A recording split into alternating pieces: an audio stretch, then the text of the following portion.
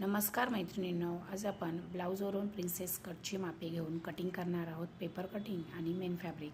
तर बघू शकता जी हुकाकडची बाजू आहे त्याचे मी माप घेतलेलं आहे कमरेसाठी. त्याच्यानंतर मी घेत आहे ब्लाऊजची उंची. बॅक सेक्शनने मी ब्लाऊजची उंची घेतलेली आहे. त्याच्यानंतर घ्यायचा आहे आपल्याला शोल्डरचा माप, हाफ शोल्डर तो किती आहे तो मोजलेला आहे. त्याच्यानंतर आपल्याला स्लीव्ज लेंथ घ्यायची आहे, स्लीव्ज फिटिंग घेत आहे मी. अशा प्रकारे स्टेप बाय स्टेप मापं घ्यायचे आहेत. त्याच्यानंतर बॅकनेक कसं घेत आहे तेही बघू शकता तुम्ही. अशा प्रकारे बॅकनेकचं माप घेतलेलं आहे आपण. आता आपण घेणार आहोत फ्रंट नेक. फ्रंट नेकचंही माप जे काही असेल, हे जर 5.5 आलेलं आहे तर तुमचं जे काही असेल ते तुम्ही घ्यायचं आहे. हा आहे आर्म होल, त्याचंही फिटिंगचं माप मी घेऊन ठेवलेलं आहे. चला तर आपण आता पेपर कटिंग बघणार आहोत. पेपर कटिंग हे आपण कधी पण 2 फोल्ड पेपर घ्यायचे आहेत आणि ब्लाऊजची उंची ही कधी पण आपल्याला पेपरच्या घडीवरती टाकायची आहे.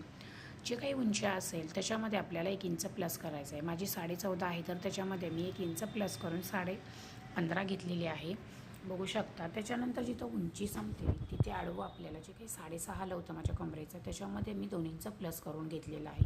तुमचं जे काही येईल त्याच्यामध्ये तुम्हाला प्लस 2 इंच करायचं आहे. त्याच्यानंतर मी शोल्डर 6 इंच घेतलेला आहे. मोस्टली मी 6 इंच सगळ्या ब्लाऊजला शोल्डर घेते नॉर्मल. त्याच्यानंतर मुंडाही 6 इंचच घेत असते मी.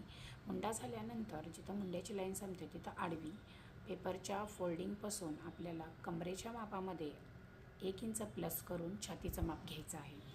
त्याच्यानंतर आपल्याला मुंड्याचा पुढचा आणि मागचा आकार देऊन घ्यायचा आहे. 1 आणि 1.5 इंच असं ते माप असणार आहे आपल्याला. आता आपण घेणार आहोत हाफ शोल्डर. हाफ शोल्डर मी 3 इंचाचा बनवणार आहे, तर मी 3.5 इंचाला मार्क करून घेतलेला आहे आडव्या लाईनवरती. गळ्याची उंची 5.5 आहे, तर त्याच्याप्रमाणे मी बॉक्स बनवून त्याच्यामध्ये गोलाकार देऊन घेतलेला आहे.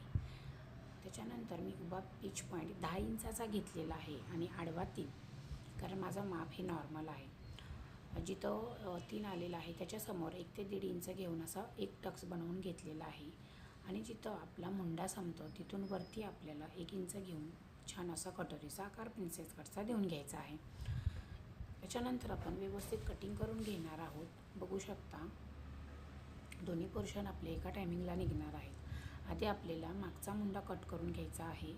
अशा प्रकारे कटिंग झाल्यानंतर मधून पोर्शन कट करून घ्यायचा आहे आणि दोन्ही भाग आपल्याला वेगळे करून घ्यायचे आहेत. बघू शकता व्हिडिओमध्ये हे दोन्ही भाग निघलेले आहेत. हा भाग मागील आहे, याच्यामध्ये काही वाढवायचं नाही, काही कमी करायचं नाही, सेम ड्राफ्टिंग करायचं आहे. आता मी तुम्हाला दाखवते पुढच्या सेक्शनमधलं. आधी आपण आर्महोलचा भाग कट करून घेतला, त्याच्यानंतर फ्रंट नेक कट करून घेतलेला आहे व त्याच्यानंतर आपण कटोरी कट करून घेतलेलं